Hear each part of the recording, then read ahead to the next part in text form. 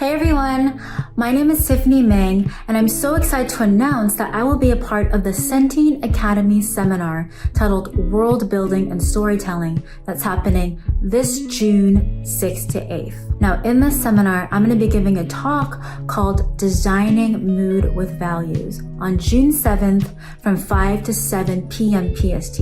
I'm going to be discussing how the key to unlocking mood in your painting is by understanding and utilizing effective value relationships to build your color choices. Is your painting going to be a high key piece, a mid key piece, or a low key piece? Is there going to be a lot of contrast or not a lot of contrast? All these questions are key to unlocking the cinema and the storytelling of your piece to its fullest potential. So join me and a bunch of other amazing instructors in the Sentient Academy Art Seminar, World Building and Storytelling, June 6th to 8th. Hope to see you there.